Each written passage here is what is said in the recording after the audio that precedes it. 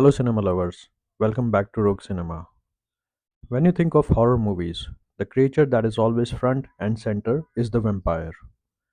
Vampires are the ringleaders of all the monsters. They are apex predator who can hide behind an art of sophistication and then strike like mindless, literally bloodthirsty hunters. And as we all know, the topic of vampires is incomplete without the most relevant vampire throughout the ages Dracula, or you can say Nosferatu. Filmmaker Robert Eggers had run a reputation for his folklore, fairy tales, and macabre fiction based movies. Eggers' early fascination with Nosferatu ignited a passion for filmmaking that would shape his career. He became inspired by both Henrik Gallin's screenplay and Bram Stoker's 1897 novel Dracula for 2024 release Nosferatu. Nosferatu is released in Indian market this week. Let's find out the vital overview.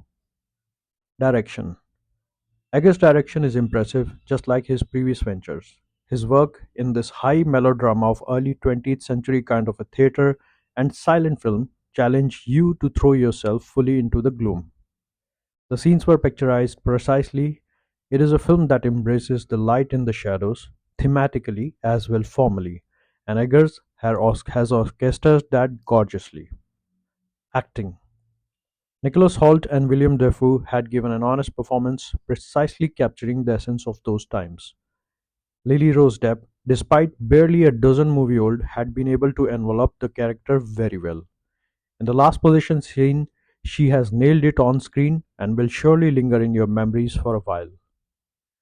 Bill Skarsgård's amazing portrayal of Orlok is impressive despite some flaws in writing. He had been able to continue the legacy of Pennywise from It to haunt our dreams. Script, screenplay, and editing. The editing is excellent, but the script has significant flaws, especially in the build-up of tension. Perhaps in comparison with Francis Ford Coppola's Dracula and Netflix Dracula series, the script lacked the persistence. Bill Skarsgård's amazing portrayal of Orlok is impressive, however, the writing has cheated its leading actor by distancing us from Orlok's world. Screenplay is promising and Nosferatu demands to be seen without distractions, that is, on big screen. Dialogue. For all there is to appreciate, Nosferatu's dialogue department fails to move the needle. There is no denying Robert Eggers can craft exceptionally beautiful dark film. I just wish that the same care was put into the dialogue writing, despite capturing the linguistic essence of those times very well. Technical work, sound, and cinematography.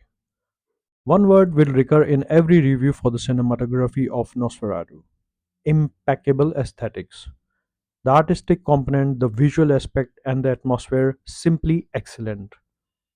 Jarin Blash had proved his brilliance in this movie again, though the sound and music team appeared to be trapped in a nostalgia cinephilia that drives them to follow the same tune as Coppola's Dracula, without an iota of its own personality that could have given the background music its own distinctive future. Altogether, Nosferatu is as beautiful as it is suffocating. Nosferatu is the kind of a film where every frame is a work of art, where the atmosphere invades the viewers, and where the only thing left to do at the end of the film is to congratulate Robert Eggers in his both commercial and critical success. Overall, we give 72% to Nosferatu and wish good luck to the cast and Eggers for future endeavors. Please support us by liking the video, and if you haven't subscribed the channel yet, you're probably never going to see us again. If you are, then you're welcome to Rogue Cinema family. See you soon.